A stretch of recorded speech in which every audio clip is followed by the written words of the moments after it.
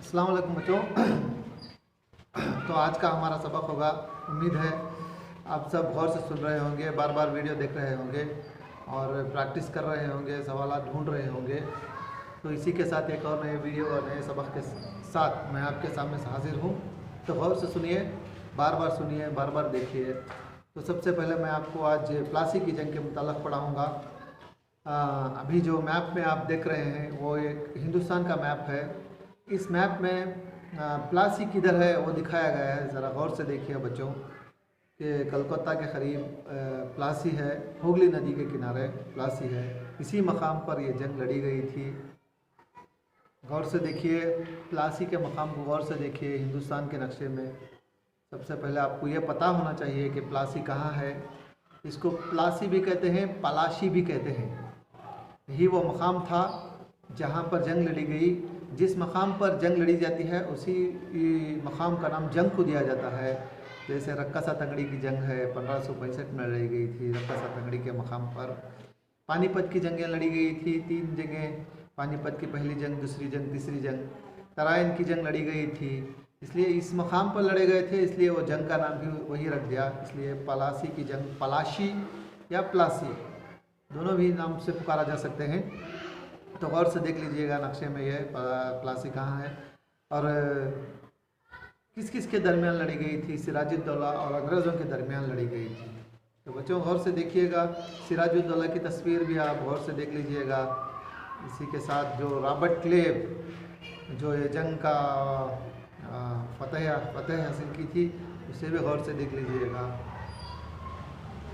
Robert क्लेव बहुत ही चालाक, सिराजुद्दौला बहुत ही बहादुर, अक्लमंद एक नवाब गुजरे हैं। तो जंग इस तरह होती है। जंग की शुरुआत फोर्ट विलियम कॉलेज को आप गौर से देख लीजिए। यही वो जगह थी, फोर्ट विलियम कॉलेज नहीं, फोर्ट विलियम, हाँ फोर्ट विलियम को गौर से देख लीजिए।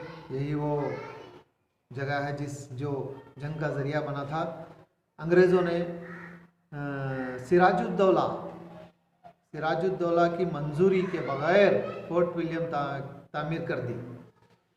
जब यह पता सिराजुद्दौला को चला तो वो आग भगोला हो गया, गुस्से में आ गया कि नवाब तो मैं यहाँ का मैं हूँ और मेरी मंजूरी के बगैर उन्होंने किस तरह फोर्ट विलियम की तामीर की। तो एक फ़ौज ले जाकर सिराजुद्दौला फोर्ट विलियम को फतह कर लेता है। जैसे ही फतह करता है वहाँ पर जो मुखीद जिसे कब्ज़ा कर लेता है, जिसे कैदी बना लेता है, 150 से ज़्यादा फौजियों को एक छोटे से कमरे में बंद कर देता है। छोटे से कमरे में जब बंद करने के बाद जब सुबह वो कमरा खोला जाता है तो 70-80% फौजी, अंग्रेज़ फौजी मर गए होते हैं दम घुटने की वजह से। तो बच्चों तारीख़ में इस वाक़े को ब्लैक होल ट्रेजेडी कहते हैं।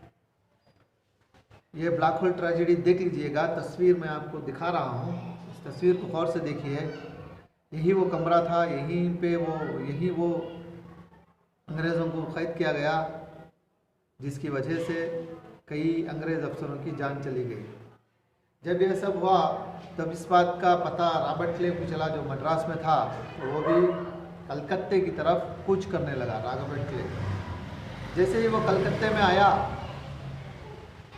रॉबर्ट क्लेव तो इसे यहाँ देखकर अंदाज़ा हो गया कि मैं तो जंग में सीधे सिराजुद्दौला को नहीं हराऊंगा, क्योंकि सिराजुद्दौला के पास थी 50,000 की फ़ौज और अंग्रेज़ों के पास थे 3,000। तो उसने अपनी मक्कारी सोचने लगी, मक्कारी चालें चलने लगा। तो यहाँ के लालची लोगों को वो टारगेट करता था, उनके पास जाकर लालच देता था कि अगर मैं सिराजुद्दौला को हरा दूंगा तो मैं फ़लाँ चीज़ आपको दे दूंगा, फ़लाँ जागीर दे दूंगा। यहाँ के मकामी ताजिर भी इसमें शामिल हो गए। और सबसे बड़ा मक्कार लालची मीर जाफ़र को ये लालच दिया गया कि वो नवाब दिया जाएगा, बंगाल का नवाब बना दिया जाएगा। तो बच्चों जब ये लालच मीर जाफ़र के दिल में भर गया तो मीर जाफ़र अंग्रेज़ों का साथ देना के लिए राज़ी हो गया, क्योंकि अगर वो सिराजुद्दौला को हरा देते हैं तो बंगाल बंगाल का नवाब मीर जाफ़र बना दिया जाएगा। तो इसी के साथ 23 जून 1757 को एक घमासान जंग हुई कि जो तस्वीरें देखते रहिए बच्चों, जो तस्वीरें मैं दिखा रहा हूँ यही वो जंग की तस्वीरें हैं, किस तरह जंग हुई। कभी भी जंग एक प्लानिंग के साथ होती है बच्चों। जब ये प्लानिंग की गई थी, बहुत सारे फौजी जो है मीर जाफ़र के मातहत थे, जो बाद में जंग के लिए रवाना करना था। एक मंसूबे के तहत पहले सिराजुद्दौला जंग में जाएंगे, जंग के मैदान में, क्योंकि राजा होने के बाद बहादुर था इसलिए वो आखिरी नहीं गया, पहले जंग लड़ने के लिए गया, पहले जंग लड़ने के लिए गया। इसके बाद सॉरी फोन थोड़ा नीचे गिर गया। हाँ, इसके बाद दूसरे लोगों को आना था, दूसरे जो फौजी थे उनको आना था। तो जब लड़ते लड़ते इंतज़ार करने लगा, मीर जाफ़र ने जो इसके मातहत फौजी थे उसको भेजा ही नहीं, जंग के लिए नहीं गया।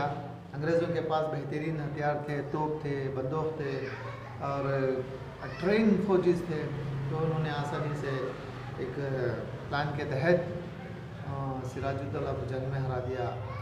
इस तरह से ये जंग, जीतने वाली जंग सिराजुद्दौला हार बैठा। सिर्फ हमारे मकामी लीडरों की लालच की वजह से हम गुलामी की तरफ बढ़ने लगे बच्चों। बहुत ही अफसोस की बात है कि जीतने वाली जंग हार दी गई। तो मुझे जब भी ये सोचता हूँ तो अगर यहीं पे अंग्रेज़ों को हरा दिया जाता तो हम लोग आगे चलकर यहाँ के गुलाम नहीं हुआ करते, वहीं पर अंग्रेज़ हार जाते, ख़त्म कर दिया जाते या फिर वापस अपने वतन इंग्लैंड को लौट जाते थे। लेकिन हमारी मकामी लीडरों की वजह से, लालची लीडरों की वजह से हम अंग्रेज़ों के ग़ुलाम बन गए। तो बच्चों, इस तरह मीर जाफ़र बंगाल का नवाब बन बैठा और ये जंग रॉबर्ट क्लाइव जीत गया, सिर्फ अपनी मक्कारी की वजह से। तो अगली क्लास में मैं आपको समझा दूंगा बक्सर की जंग किस तरह हुई। 7 मिनट का मेरा वादा है, 7-7 मिनट के मैं आपको वीडियोस डालता रहूँगा। आप ये वीडियो 1 से 2 बार देखिए और जिस जज्बे से आप देखेंगे उतना ही समझ में आएगा। सिर्फ टाइम पास के लिए देखेंगे तो समझ में नहीं आएगा, बार बार देखिए, क्योंकि जब तक हम पढ़ेंगे नहीं, बढ़ेंगे नहीं। पढ़ाई हमारे लिए ज़रूरी है। और इसी के साथ इस पैंडेमिक के दौर में मैं आप तमाम से गुजारिश करता हूँ, सोशल डिस्टेंसिंग मेंटेन करते रहिए। साबुन से बार बार हाथ धोइए, 8-10 बार डेली धोइए, लगड़ के अग्रेसिवली ताकत के साथ। और मास्क पहन कर जाए, जहाँ भी जाएँ, पब्लिक में जाएँ तो मास्क का इस्तेमाल ज़रूर करें। सबसे अहम है सोशल डिस्टेंसिंग। जब ये एक ही कर लें तो काफ़ी होगा। बग़ैर ज़रूरत के घर से बाहर ना निकलें, जितना हो सके अपना सारा वक्त घर में पढ़ाई करते हुए गुजार दें। बेकार चीज़ें, बेकार कामें मत करिए। अब इंशाल्लाह स्कूलें खुल जाएंगी, ज़रूर खुलेंगे और आपके पढ़ाई जो पहले की तरह थी प्री कोविड, तो वो शुरू हो जाएगी। इतना कहते हुए मैं यहीं पर अपनी वीडियो को ख़त्म करता हूँ। शुक्रिया।